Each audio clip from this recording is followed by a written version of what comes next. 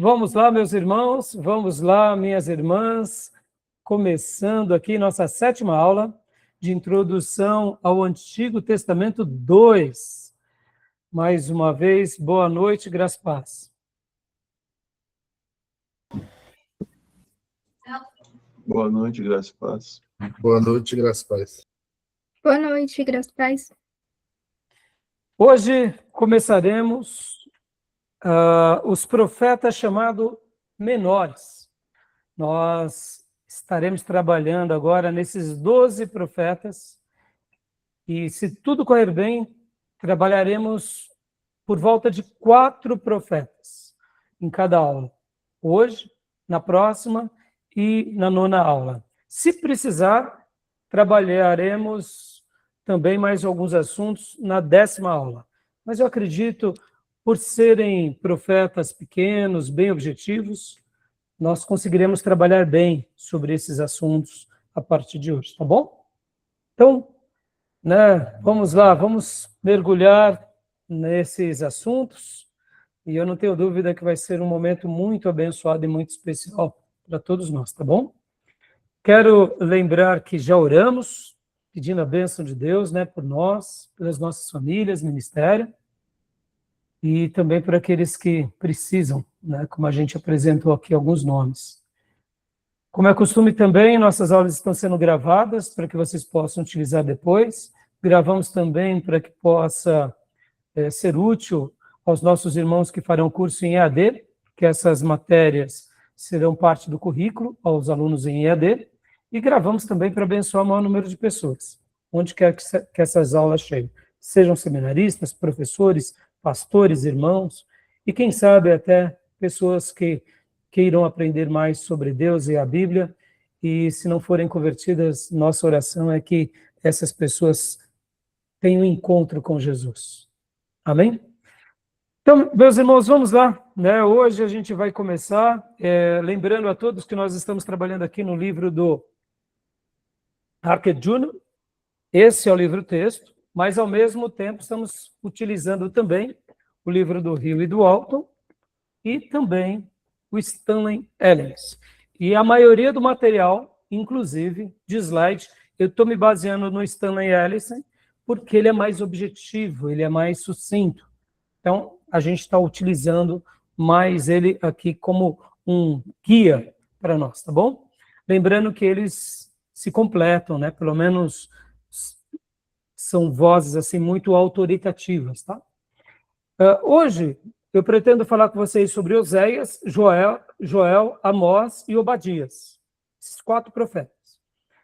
Podem ver que na nossa Bíblia eles estão dessa ordem. Quando você pega o índice da Bíblia, você verá isso, Você verá que os profetas menores, ali depois de Daniel, Oséias, Joel, Amós e Obadias. Então eu vou seguir literalmente o cronograma que está na Bíblia, sabendo que essa ordem nossa da Bíblia em português não necessariamente foi a ordem cronológica, tá bom? E hoje, inclusive, aqui, eu quero até mencionar a professora Márcia Zollner, já pedi para vocês verem alguns vídeos dela, gosto muito do material da nossa irmã, e ela, inclusive, quando ela lecionou sobre o Antigo Testamento 2, ela criou um roteiro cronológico. Então, só para vocês terem uma ideia, no material que eu passei para vocês dela, ela começa falando que o primeiro profeta é Amós, depois Oséias, depois ela vem para Joel e depois ela vem para Jonas. O profeta Amós, de fato, a data dele é ali no 8º século antes de Cristo, que é por volta do ano 760 antes de Cristo. Oséias, o ministério dele é um pouco mais longevo. Ele profetiza por volta de 755 a 715. Então, o que acontece? O profeta Oséias e Amós são contemporâneos. Já o profeta Joel, nós não temos uma data definida, assim como também o profeta Jonas. Vocês verão que também vai haver algo bem parecido com relação a Obadias. Então, assim, a gente vai caminhar hoje, vai ser uma aula bem produtiva, a gente vai tentar fazer um mix das duas coisas, a linha cronológica, mas essa linha também que está nas Escrituras e que o Ellison também trabalha, tá bom? Então, a gente vai passear agora e a gente vai se divertir bastante com relação a tudo isso, tá bom? Quero ler um texto com vocês, meus irmãos, de Amós 3:7. Amós, profeta Amós, capítulo 3, versículo 7. Vou estar até compartilhando aqui com vocês, na minha Bíblia digital. Amós 3:7. O irmão ou a irmã que quiser, pode ler para nós, por favor.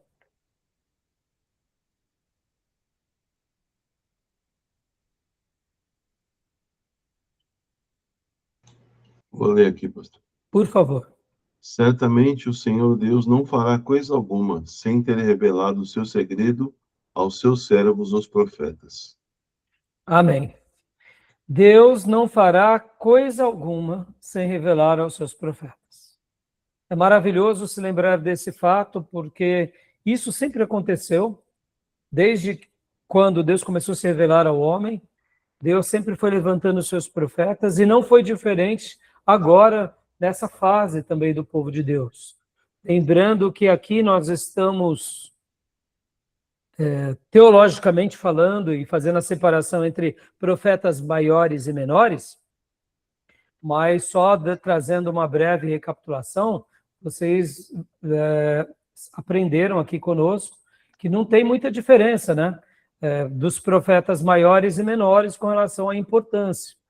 Todos eles são importantes, não há profeta maior ou menor com relação à sua relevância. O que há é a quantidade de profecias, né? Teologicamente, separamos de profetas maiores, como a gente já aprendeu, né? O profeta Isaías, o profeta Jeremias, o profeta Ezequiel, e também o profeta Daniel, e também o texto de Lamentações, que está dentro de Jeremias, mas eles têm uma quantidade muito grande de profecia. Agora, os profetas menores, eles também, como eu disse, eles têm uma profecia muito importante para o povo de Deus, para as outras nações, só que, em quantidade, eles profetizam menos, né? E até mostrando mais uma vez para vocês aqui o nosso mapa, o mapa cronológico dos profetas, a gente vai ver que Deus sempre levantou um profeta em cada período. Então, deixa eu compartilhar aqui com vocês o mapa cronológico dos profetas, só para fortalecer e exemplificar o que eu estou dizendo aqui. Olha só, essa tabela, eu gosto muito, já passei para vocês, né? Então, lembrando que Deus levantou Samuel, Deus levantou Moisés, Deus levantou Davi como monarca, mas também como um profeta. A gente vê Salomão, Deus levantando, e aqui a gente tem um pouquinho mais daquilo que chamamos de escola dos profetas. Elias, Eliseu. Olha aqui, nesse desenho, nessa tabela do professor André, percebam que ele coloca Obadias aqui, por volta dos dias de Elias. Olha o profeta Joel também, por volta dos dias de Elias. Mas percebam que nessa tabela temos uma interrogação, tá bom? Vocês verão que a própria professora Márcia Zollner acredita que as datas de Obadias não sejam essas, tá? Então, mostrando mais um pouco aqui para vocês, olha só, nós estamos com essa tabela, lembrando que aqui é o Reino do Norte, Israel, capital em Samaria, Reino do Sul, Judá, com capital em Jerusalém.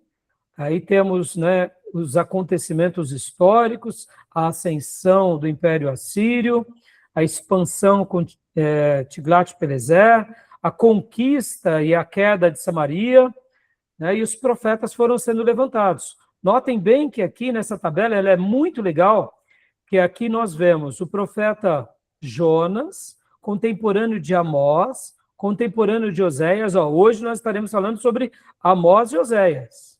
E perceba que nessa tabela o professor André coloca Jonas aqui, próximo a Amós. Mas Jonas pode ter sido também em outro período, a gente não tem uma data precisa. Aí temos aqui, ó, o profeta Isaías e Miqueias, contemporâneo na tribo do sul. E depois, vamos mostrar aqui os demais profetas. Aí temos uma interrogação em Naum, porque de fato fica uma dúvida sobre o profeta Naum. Temos Jeremias sendo contemporâneo de Abacuque. Aí aqui já caiu Samaria em 722. E aqui nós temos o cativeiro, né, babilônico, início do cativeiro babilônico em 605, 606. Depois a segunda deportação em 597 e a queda de Jerusalém em 586 ou 585, como alguns dizem. E aqui temos Abacuque, Ezequiel, Daniel. Olha só que interessante, né? Já trabalhamos, percebam como eles vão se mesclando. Eu estou mostrando essa tabela para vocês, para que vocês tenham uma visão cronológica dos fatos, porque a gente trabalhou já sobre algum desses profetas. Podem ver que dos profetas maiores nós trabalhamos Isaías, trabalhamos Jeremias, Lamentações, Ezequiel e Daniel. Então, hoje a gente vai estar indo para Amós, Oséias, né, como eu disse, Joel e Obadias. Então, e aqui temos, depois do retorno, nós temos os demais profetas. Ageu, Zacarias, nos dias de Zorobabel, e depois temos Malaquias. Então, percebam, essa é uma ordem cronológica. É óbvio, irmãos, que não há dados fechados sobre esses autores, como a gente mencionou aqui. Por exemplo, né, como eu mencionei para vocês, nós não temos uma precisão de Naum, nós não temos uma precisão de Obadias, nem de Joel e nem de Jonas. Essas são as incógnitas. Pastor, Jonas talvez seja um pouco mais assertivo ser essa data, mas mesmo assim, pode ser que ele não tenha sido escrito nessa data, tá bom?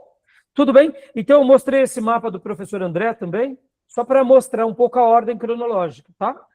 Alguma pergunta, alguma dúvida? Tranquilo? Não.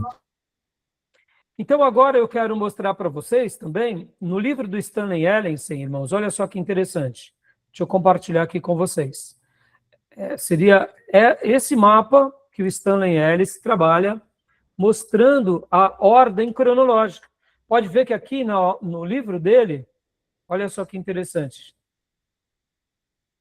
Ele coloca o profeta Oséias, 740 a.C. Joel, ele coloca 835 a.C. Então, na tabela do Stanley Ellensen, ele muda um pouco essa ordem. Para a professora Márcia Zollner, o primeiro profeta dessa ordem, chamado dos profetas menores, é o profeta Amós. Logo depois vem o profeta Oséias. Depois vem Joel e depois vem Jonas. Mas percebam que o Stanley Ellensen, ele coloca Joel 835 e Amós um pouco antes, ou melhor, desculpa, Obadias 845.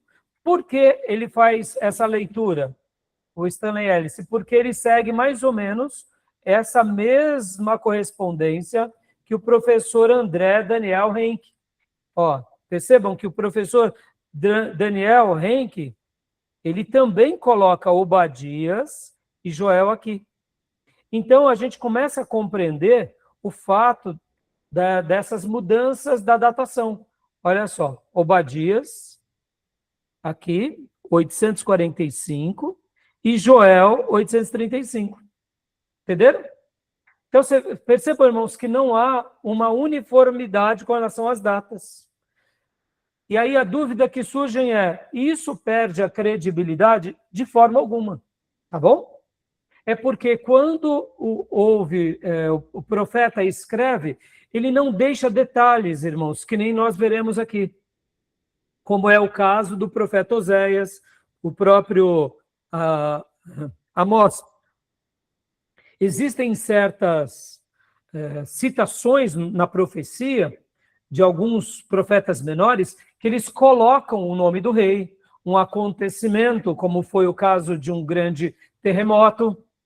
E então você consegue puxar as datas dos acontecimentos.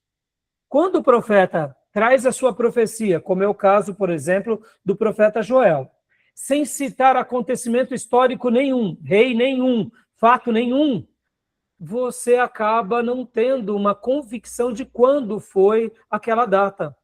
E como as escrituras muitas vezes também comentam sobre outros profetas, e também muitas vezes acabam citando outro Jonas ou outro Joel, podem ser que criem dúvidas sobre essas datações, tá bom? Tudo bem? Deu para explicar o porquê há essa mudança? Mas percebam que tirando aqui Obadias, que é 845 a.C., depois Amós, 700, ou melhor, Joel, 835, aí a gente já vem para Amós, 760, como nós mencionamos, depois trazemos 740 Oséias. Então, em outras palavras, na afirmação da Márcia Zonder, ela não está errada, porque ela traz uma afirmação dizendo, olha, temos certeza dessa data, temos certeza dessa data. Já que essa data de Joel e de Obadias tem uma incógnita, a gente não fecha a data. Por isso que a gente coloca que é uma data provável. Está entendendo? Mas alguns teólogos, eles preferem pôr uma data. Aí é uma questão de estudo, é uma questão de opinião daquele mestre, tá bom? Tudo bem até aí? Então percebam, aqui essa tabela cronológica ela é bem interessante. Depois nós temos Jonas também, 765.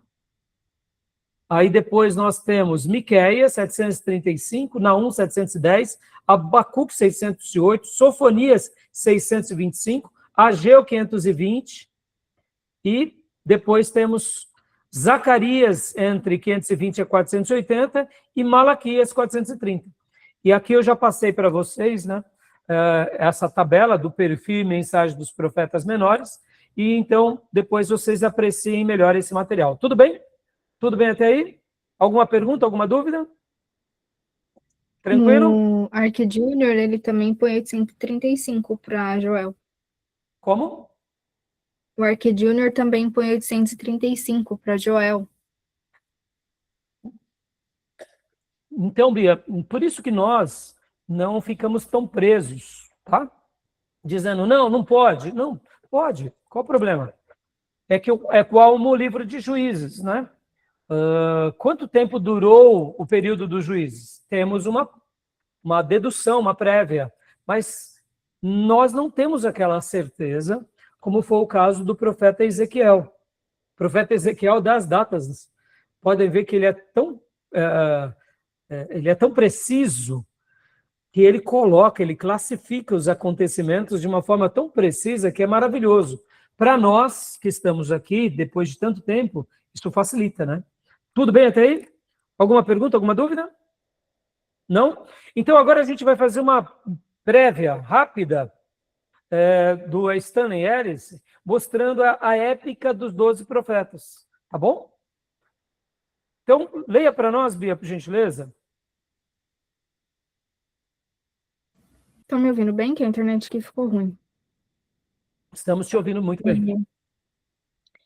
A épica dos 12 profetas. A jornada cronológica de Obadias a Malaquias através de 3 eras de crise. Joia. Lembrando, meus irmãos, que esses livros, como outros teólogos, vão chamar, né, profetas clássicos e profetas não clássicos. Por que profetas clássicos e não clássicos? Relembrando um pouco aqui.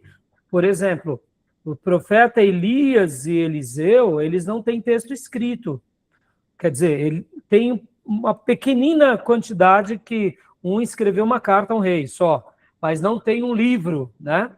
Então, por isso que são chamados profetas não clássicos, são aqueles que não escrevem, e os clássicos é aqueles que escrevem.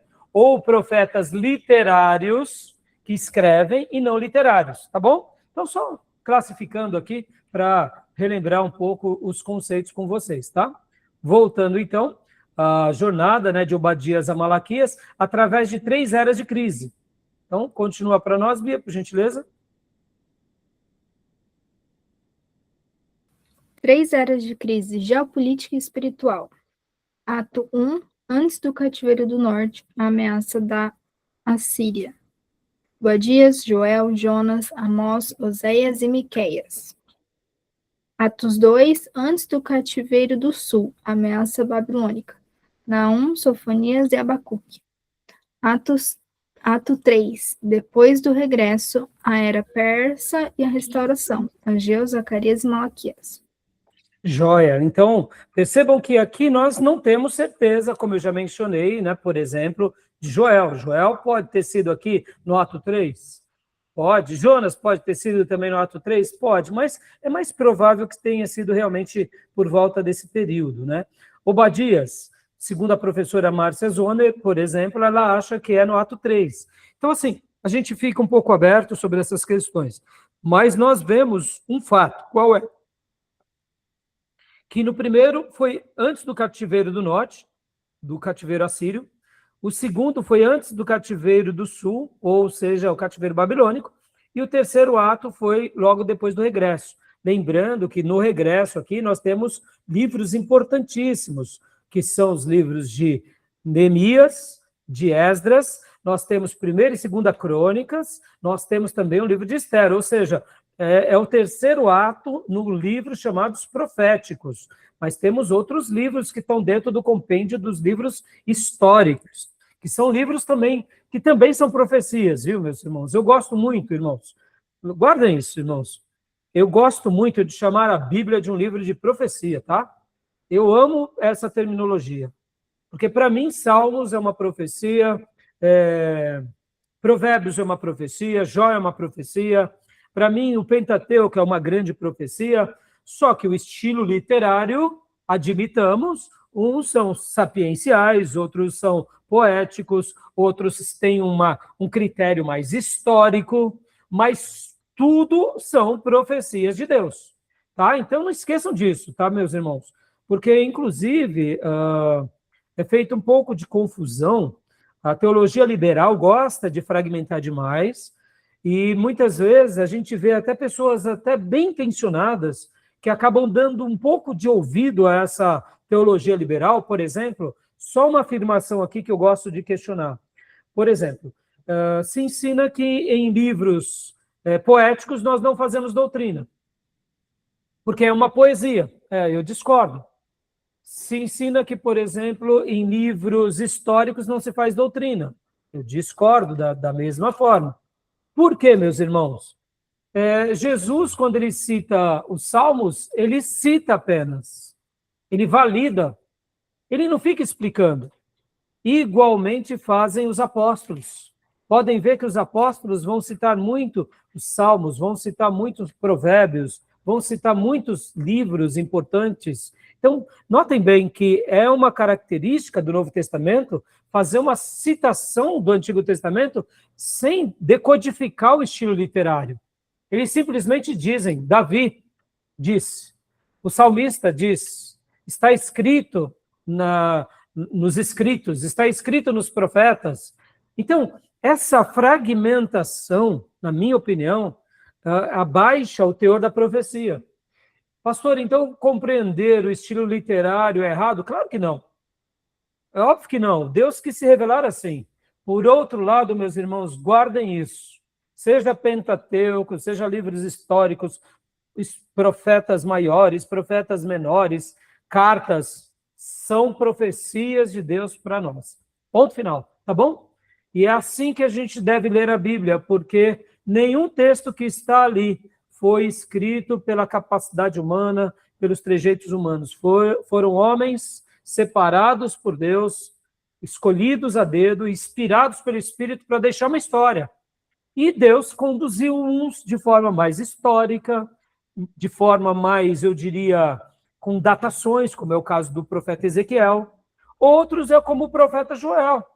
Não tem data nenhuma, mas é um livro citado no Novo Testamento e para nós, Igreja de Jesus, importantíssimo. Por quê?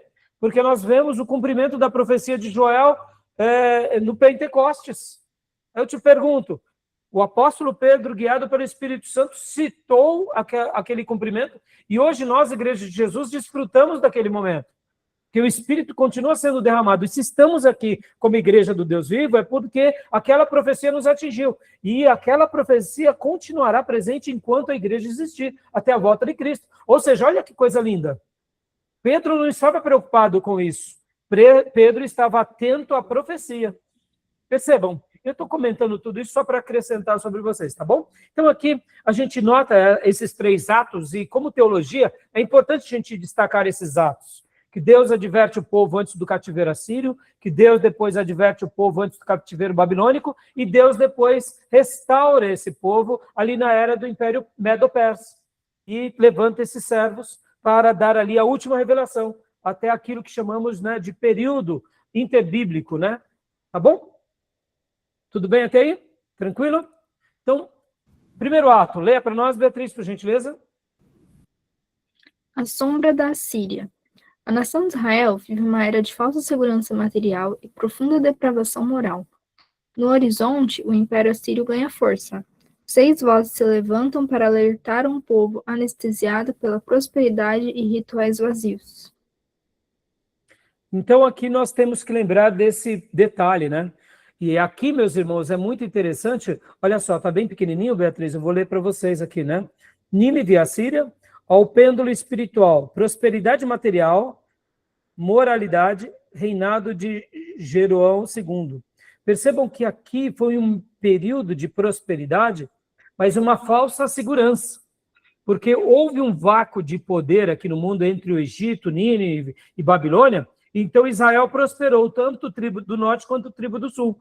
E o que o povo fez no meio da prosperidade? Se perdeu. Tem parecido nos nossos dias ou não? Interessante, não? Lembram quando houve o atentado das Torres Gêmeas? Logo depois dali, as igrejas americanas ficaram cheias, meus irmãos. Porque nós sabemos o caminho que devemos seguir, que é o caminho do Evangelho. Mas tem vezes que Deus ele permite com que aconteça algumas coisas na nossa vida para que a gente volte para a casa dele. Então, é que nem agora, graças a Deus, hoje mesmo eu publiquei aqui no grupo do seminário e no grupo da nossa igreja, um movimento que está acontecendo nos Estados Unidos, nas igrejas americanas, onde os jovens estão indo às terças-feiras buscar a Deus, simplesmente pela presença de Deus, né? Está tendo um movimento muito lindo nos Estados Unidos, em que os jovens estão buscando ao Senhor. Graças a Deus, que continue assim. Mas percebam que muitas vezes no meio da prosperidade também, a gente acaba tendo o quê? Um senso de uma falsa segurança. E isso acontece conosco o tempo todo, e a igreja de Deus passou por essa falsa segurança material durante muitos episódios da sua história, tá bom? Comentando só para mostrar como que foi esses momentos, tá? Alguma pergunta, alguma dúvida? Continua para nós, irmã, rapidinho. Então, agora aqui, só fazendo uma citação, né? O profeta... Obadias significa servo do Senhor. Data 845 a.C., destinatário Judá e Edom. Lado esquerdo, desolação de Edom no futuro dia do Senhor, capítulo 1 a 14, julgado pelo orgulho arrogante e pela inimizade contra Israel. E o lado direito, restauração de Israel no dia do Senhor, capítulo 15 a 21, o triunfo final do Monte Sião sobre o Monte Seir. A terra será do Senhor. Aqui é só uma visão panorâmica, e percebam que eu gostei bastante desse material nosso, aqui que nós temos as datações, ó, tá vendo? 845. Como eu mencionei, meus irmãos, é uma provável data, tá? Só para vocês terem uma ideia, olha aqui, ó. Joel, 835. Então, só leia para nós essa parte aqui, Beatriz, e por enquanto, por gentileza, agora... Joel, Jeová é Deus, data 835 a.C., destinatário Judá. Joia. Então, só um minuto, Beatriz. Percebam que há pouco a gente viu que Obadias, ele está se destinando a Judá, a sua mensagem é Edom. Agora, Joel está se destinando a Judá, nessa data. E aí temos essas fases, que a gente vai ver já melhor no nosso material. Aqui eu só quis passar para vocês esse cronograma didático, tá bom? Então, próximo livro, leia aqui para nós só essa parte, Beatriz, por gentileza. Jonas significa pomba. Data 765 a.C., destinatário Israel, sobre Nínive e Assíria. Então, possivelmente também é uma dúvida que temos o livro de Jonas, mas pode ter sido nessa data. A mensagem é tanto para Israel quanto para, né, a Nínive, que é a capital da Síria, tá? Então, podem ver que é bem legal, ó, 765 a.C., né? Continuando, Amós. Significa carregador de fardos. Data 760 a.C., destinatário Israel. Joia. Então, olha aqui a data cronológica. Pode ler agora para nós o próximo, Beatriz. Oséias significa salvação. Data 740 a.C., destinatário Israel, Efraim. Ótimo.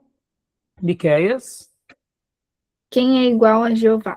Data 735 a.C., destinatário Judá e Israel. Contemporâneo, né, do profeta Isaías. O segundo ato, o terror da Babilônia, né, o reino do norte, Israel, não existe mais, foi varrido pela Síria. Agora o reino do sul, Judá, enfrenta uma encruzilhada de corrupção interna profunda. Deus convoca uma nação ainda mais perversa e violenta, os caldeus, para disciplinar o seu próprio povo. Irmãos, percebam, né? Olha aqui mais uma vez a história se repetindo, né? Agora, Babilônia indo contra Judá. A data é 586, que é a queda, é o segundo ato, tá bom? E aí temos aqui também essa outra datação. Leia para nós, Beatriz. Vou recapitulando aqui, porque a gente acabou falando de 586, mas temos o profeta Naum, que é antes disso. Leia para nós o profeta Naum, por gentileza. Significa consolação. Data 710 a.C., destinatário Judá sobre Nínive. Continuando aqui. Próximo, por favor. Sofonias significa o Senhor esconde. Data 625 a.C., destinatário Judá. Pode continuar para nós. Abacuque significa braço. Data 607 a 608 a.C., destinatário Judá.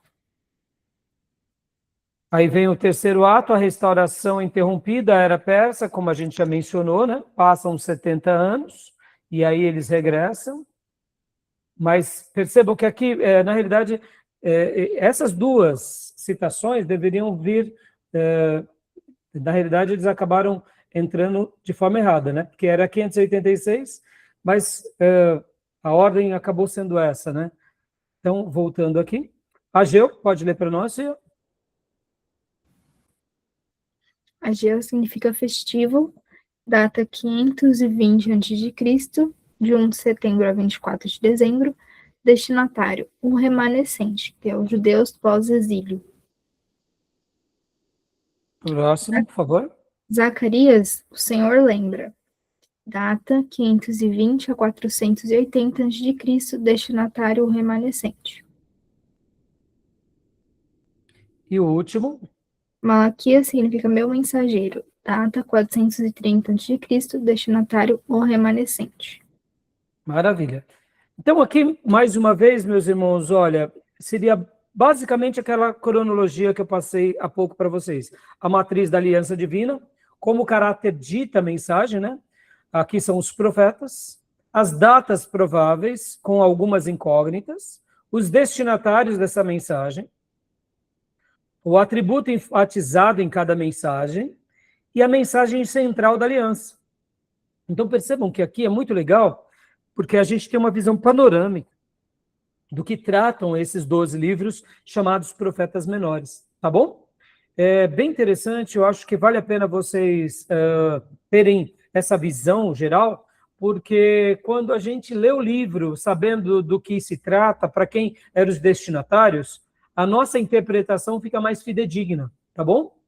É claro que, por serem escrituras sagradas, é óbvio, meus irmãos, que nós precisamos fazer aqui a hermenêutica correta, né?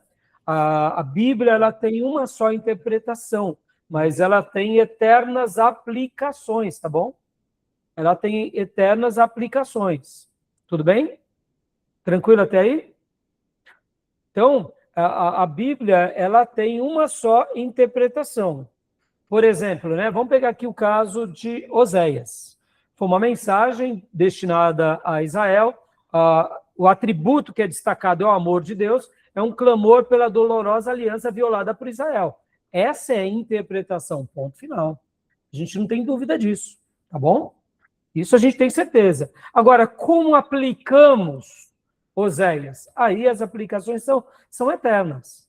Mas, para que tenhamos uma percepção melhor, é importante a gente saber o contexto, para quem ele escreve, onde ele escreve. Por quê? Porque dessa forma a gente vai ser mais fiel ao texto, né, meus irmãos, e a hermenêutica, né, correta, tá bom? Tudo bem até aí? Alguma pergunta, alguma dúvida? Não? Quiserem perguntar alguma coisa? Então, tá bom? Esse material eu passo para vocês, né? Vale a pena aqui, rapidamente, a gente ler essa matriz da Aliança Divina, até mesmo porque isso daqui é muito lindo. Olha, eu vou ler rapidamente aqui para vocês, de uma forma como está apresentado aqui, tá? Oséias, data por volta do ano 740, destinatário Israel, atributo enfatizado o amor, a mensagem central da aliança, o clamor pela dolorosa aliança violada por Israel. Amós, data 760, destinatário Israel, atributo enfatizado sua justiça, a execução fria do julgamento amadurecido. Obadias, 845, a mensagem é destinatária para Edom, os edomitas.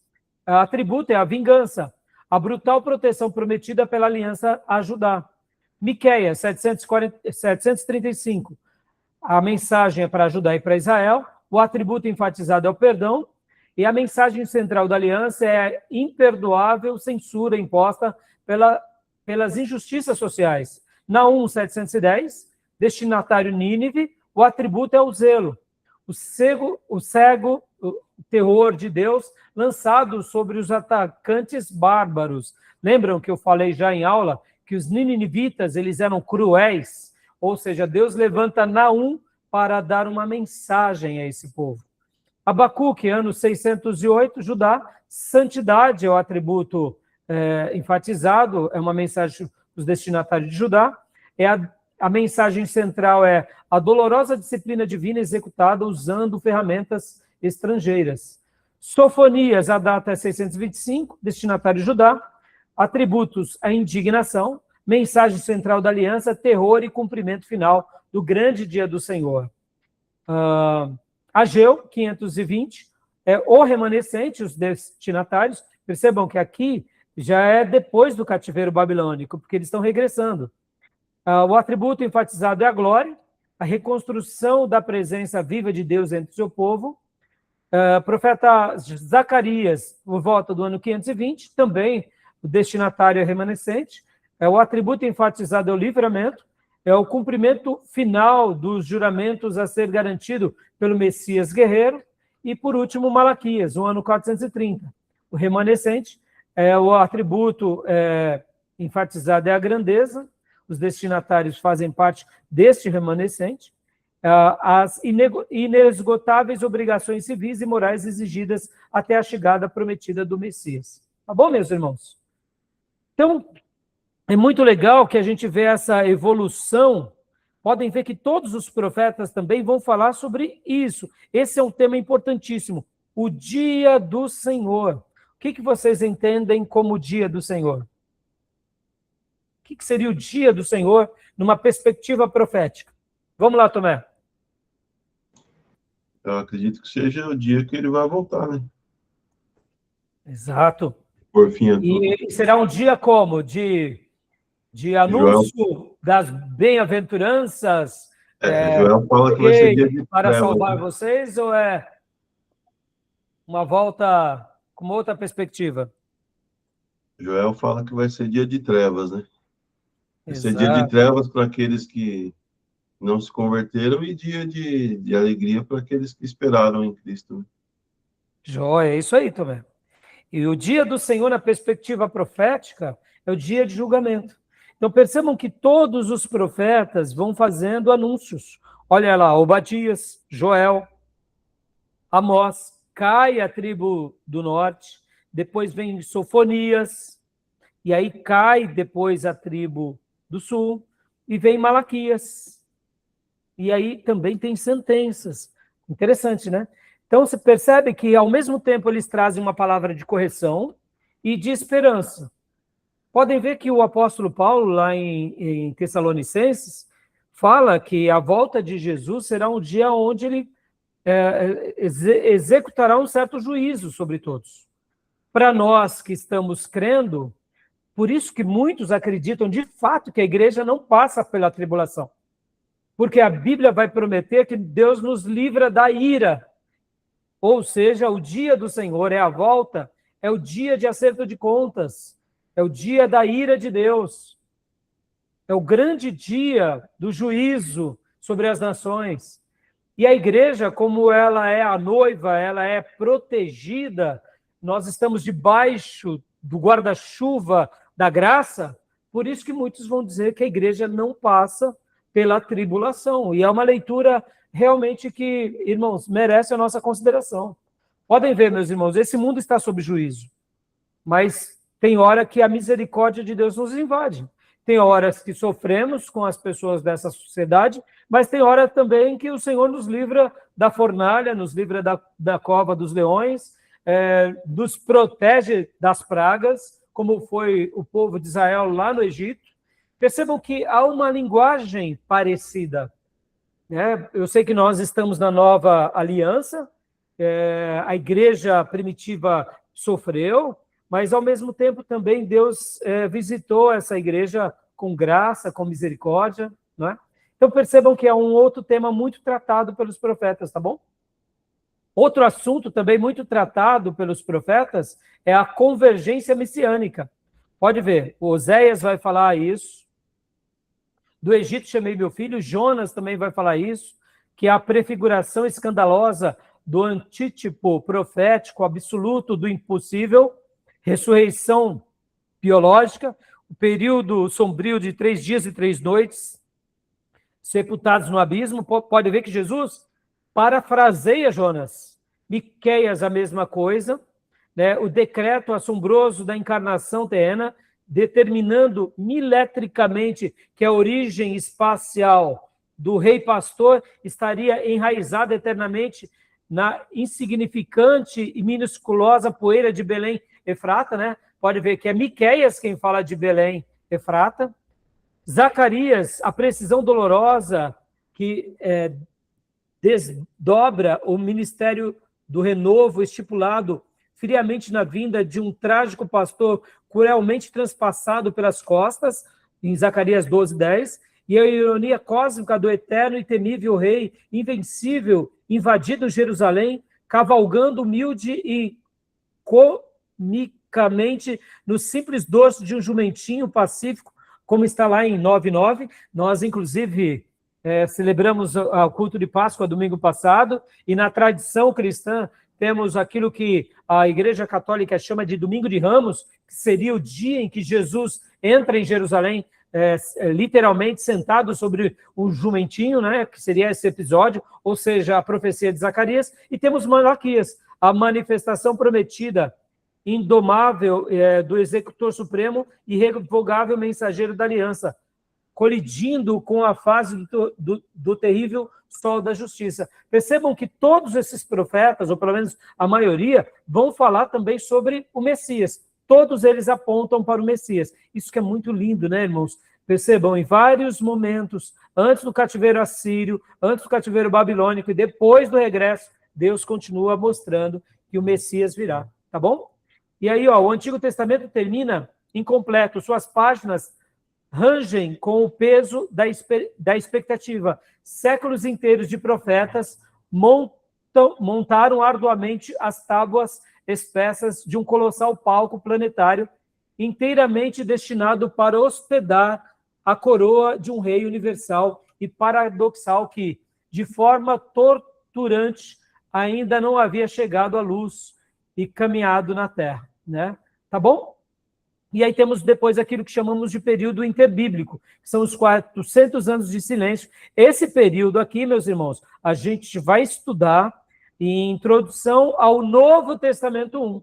Ah, pastor, mas por que nós não estudamos aqui no 2?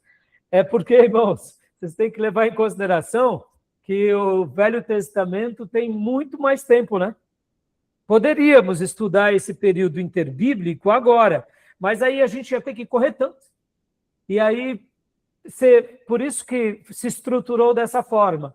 Nós pegamos o Velho Testamento, já que ele termina ali, né, por volta do ano 430, nós fechamos esse período. Quando vamos para a introdução ao Novo Testamento 1, a gente faz um estudo, estudando esses 400 anos, os acontecimentos, para que a nossa compreensão seja melhor. Porque quando pegamos a última página da Bíblia, que é Malaquias, e abrimos Mateus 1, parece que muita coisa mudou, e de fato mudou, porque são 400 anos de história que não teve uma profecia direta. E nós temos que lembrar que nos dias de Malaquias, nos dias de Esdras, ainda era o Império Medo-Persa. Veio o Império Grego, a queda do Império Grego, seus 4 generais que se espalham, né, e durante muito tempo ainda continuou sendo chamado de o período helenístico, a região da Palestina, assim como também ali o norte da África e vários outros países, principalmente ali perto, Síria, Palestina, ali na Anatólia, ficaram sendo disputados entre os Antíocos e os Seleucidas, que eram 2 generais de Alexandre, que vocês vão ver que as famílias continuam vencendo, e depois vem o Império chamado Romano. E aí o Novo Testamento começa. Então, percebam que a gente vai fechar, né, aqui, nesses profetas, e somente depois, no próximo módulo, a gente trabalha sobre esse período, tá bom? Tudo bem até aí? Tudo tranquilo? Alguma pergunta? Alguma dúvida? Deu para entender direitinho? Tranquilo? Tranquilo, pastor. Então, agora para nós. Querem fazer alguma pergunta? Tirar alguma dúvida? Aproveitem. Pode continuar. Pode continuar? Então, vamos começar agora sobre Amós, meus irmãos. Vamos lá. Profeta Amós. Né? Como eu mencionei para vocês, a gente não vai, né, para aquelas outras datas. A gente vai seguir essa linha. Amós, Oséia, Joel e Jonas, tá bom? Então, opa, só um segundinho. Deixa eu só voltar aqui, compartilhar essa tela. Aqui, isso. Amós. Pode ler para nós, Tomé, por gentileza. O fardo de Amós. A anatomia do juízo divino e da justiça social no Antigo Testamento. O significado do nome. Amós traduz-se literalmente como fardo, ou carregador de fardos. Não era um profeta de carreira, mas um homem incumbido de carregar o peso do iminente julgamento de Deus sobre uma nação corrupta. 760 a.C. Por que foi muito difícil para Amós, meus irmãos? É simples. Porque ele estava aqui falando sobre o julgamento que viria sobre o seu povo. Então, se coloque no lugar de Amós. Querendo ou não, é uma das coisas mais difíceis de fazer. Você chegar e decretar ali o final de um povo. Literalmente falar sobre a queda daquele povo. Então, não é fácil para um profeta quando ele recebe essa incumbência, né? Então, a gente vê que Amós, ele é levantado por Deus ali no 8º século antes de Cristo. Então, a gente tem que lembrar um pouco do contexto em que Amós estava.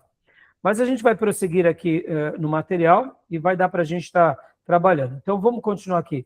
Pode ler para nós, Tomé, por gentileza? A primazia da justiça sobre o ritual. Rituais sem justiça não são religião divina, mas um perigoso desvio do seu verdadeiro caráter. Oséias, o amor divino, ministrou a mesma nação, no mesmo cenário, 5 a 10 anos depois, dramatizando a condição desastrosa através da lente do amor incondicional e do coração partido de Deus. Amós, a justiça divina, focou quase inteiramente na violação dos direitos humanos e na exploração dos pobres. Para Amós, a opressão social é a maior ofensa a um Deus de justiça. Então, olha só, meus irmãos, aqui Amós estava profetizando e ele explora muito bem essa questão da opressão social. Agora, olha que interessante, irmãos. Amós poderia ter falado principalmente do pecado que eles cometiam, que a tribo do norte cometia, porque ele vai profetizar ali em Belém, ou melhor, Betel, aonde estava o bezerro de ouro. Lembra que quando houve a divisão do reino, foram colocados 2 postes ídolos, um a norte, lá em Dan, e outro em Betel. Então ele profetiza, ele sai de Judá e ele profetiza ali em Betel. Ele não fala do bezerro. Ele poderia, mas Deus colocou outra situação. Ele vai profetizar contra essa opressão social. Porque lembra que eu comentei com vocês que havia um vácuo de poder e o próprio povo de Deus, tanto na tribo do norte quanto na tribo do sul, estavam passando por um período de muita prosperidade? Então aqui criou-se aquela expectativa falsa de que estava tudo bem. E por isso o povo, muitas vezes, se enfiava na idolatria. Porque já que estava ali na idolatria, estava dando tudo certo, é como se a bênção de Deus estivesse sobre o povo. Percebam, Deus ele tem os seus métodos, irmãos, de sacudir a nossa vida. Tem hora que ele permite algumas coisas na história mundial para nos sacudir, para tirar a gente do comodismo, para tirar a gente da letargia, para tirar a gente do comodismo, principalmente quando a gente está acomodado por causa da prosperidade ou por causa do conforto, né? E percebam que aqui o material trabalha o profeta Oséias, que também está trabalhando de forma contemporânea, tá? Continuando aqui, leia para nós, por favor. O cenário de 760 a.C., a ilusão da Era de Ouro. Política, a falsa segurança. Paz relativa no crescimento fértil. Egito fraco, Assíria recuada até 745 a.C. Prosperidade e expansão territorial sob Jeroboão II. Nação vivia à vontade em Sião, ignorando o colapso iminente. Então, percebam, isso daqui foi um momento muito decisivo para o profeta Amós, porque ele enxergou o que poucos enxergavam. Esse período de paz, esse período de prosperidade, a política, estava tudo dando certo, mas Deus estava avisando eles que tinha alguma coisa errada. Então, continua lendo para nós, Tomé, por gentileza, a religião. Religião, ritual vazio. A adoração ao bezerro de ouro em Betel já durava 170 anos. Liderança de Amazias, um sumo sacerdote de classe leiga, aliado ao rei. Olha, mais uma vez, né, irmãos, percebam, 170 anos antes de vir o grande juízo de Deus. Deus levanta ainda o profeta para que ele seja uma voz. E aí eu pergunto para vocês, irmãos, a história vai se repetindo ou não? Perceba, muitas vezes Deus tem que fazer tanta coisa conosco para poder nos sacudir, né? Quando eu citei, meus irmãos, aqui a queda das Torres Gêmeas, eu não quero julgar os americanos, porque, irmãos, vamos lá, nós como brasileiros, será que não temos cometido deslizes imensos também? É muito fácil a gente apontar, né, os americanos, mas nós brasileiros, e aqui não só como povo cristão, mas principalmente a igreja brasileira, que é isso que importa para a gente. Então, assim, é muito interessante quando a gente começa a pensar um pouco sobre isso, tá bom? Continua para nós aqui, Tomé, por gentileza. A sociedade, a corrupção. Sociedade, a corrupção. Aristocracia rica vivendo na suntuosidade e no vício. Corrupção sistêmica. Os poderosos sempre tinham razão, usurpando os pobres. Qualquer semelhança é mera coincidência, tá, meus irmãos? Percebam, irmãos, vem cá, a Igreja de Jesus tem sido próspera na nossa nação. Nós temos eleito ministros e políticos cristãos. E aí eu pergunto, o sal tem salgado? A luz tem iluminado, tem esquentado, tem conduzido? Então, percebam, irmãos, como nós precisamos de orar para Deus levantar também os seus profetas nos nossos dias. Igrejas que realmente sacudam as nossas estruturas, né? porque, percebam, irmãos, é muito fácil também a gente acabar descansando aqui na falsa segurança. Fazendo um paralelo bem simples. Quando a igreja chega no Brasil e cresce há mais de 100 anos, ela cresceu principalmente entre os pobres. E ela foi crescendo no interior, não só aqui de São Paulo, mas do Nordeste, e nas regiões mais pobres. E passados 100 e poucos anos, a igreja hoje ela é forte, ela é rica, ela é poderosa. A pergunta que fica é, enriquecemos. Mas será que estamos brilhando quanto os nossos irmãos que chegaram aqui há 100, 150 anos atrás? Será que temos salgado como eles eram sal de verdade? Então, percebam, é uma reflexão que a gente tem que se fazer o tempo todo, meus irmãos. Porque essas mensagens desses profetas, aqui eu não posso deixar de dar esse adendo aqui, porque é o lado mais pastoral mesmo, e é um seminário teológico. Aqui eu não quero passar uma informação, mas esses profetas são mensagens de Deus para nós, para que a gente possa, ora, olhar para aquilo que Deus tem feito conosco e se perguntar, será que temos glorificado a Deus como os nossos irmãos do passado? Né? Então, geografia, leia para nós também. Tomé, por gentileza. Geografia, o eixo do poder. Residência real em Samaria, principal santuário em Betel. O alvo da profecia, o epicentro religioso e político do Reino do Norte. Ou seja, essa foi a missão principal de Amós. Ele foi a Betel, ele era de Judá, mas a mensagem dele é levar aquele povo à consciência, né? Como nós lembramos aqui há pouco, meus irmãos, ele é por volta do ano 760. Olha, vamos voltar aqui para esse mapa, porque esse mapa é muito legal. Eu gosto de fazer esse paralelo com vocês. Pouquinho tempo antes, Deus levanta aqui por volta do ano 860, Elias. Depois Deus levanta aqui por volta de 825, quem? Eliseu.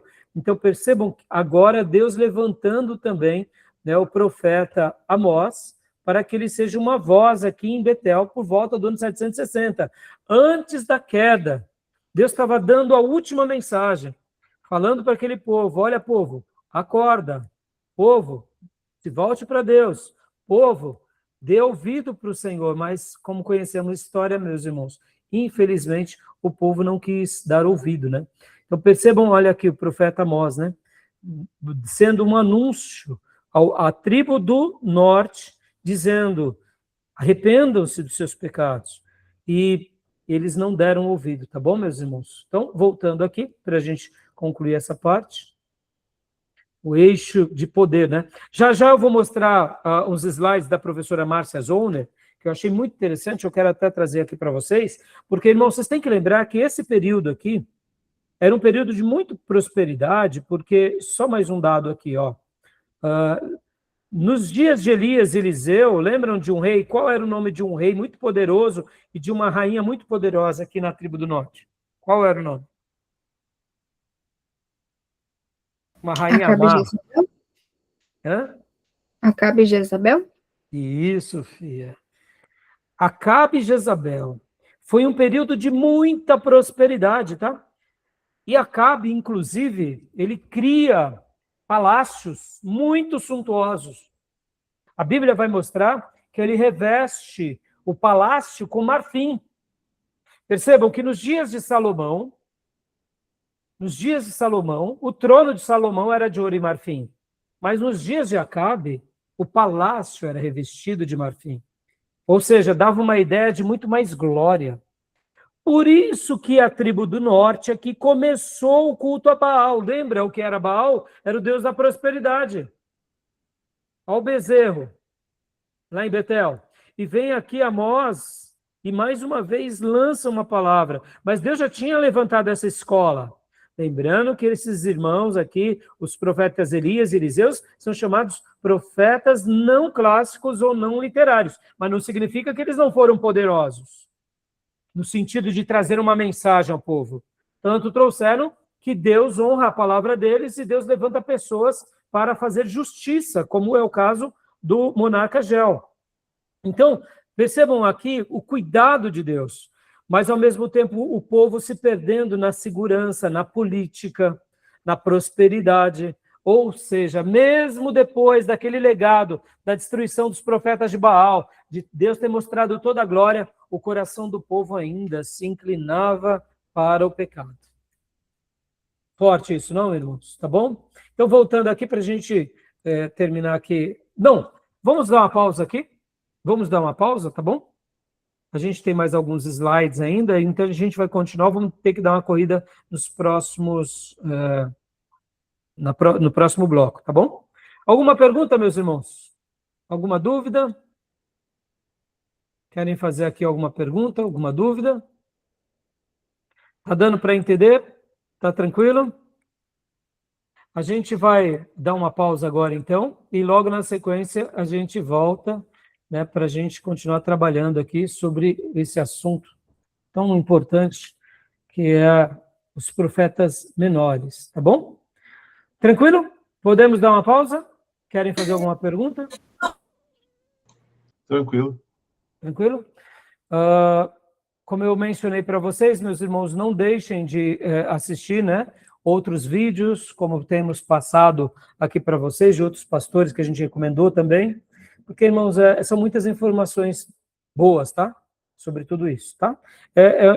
Temos muita história, temos muita coisa boa, que mesmo trabalhando em 2 horas e meia de aula, ainda falta tempo. Fechado? Vamos dar uma pausa para o intervalo? Então, vou parar a gravação aqui, tá bom? A gente volta em instantes.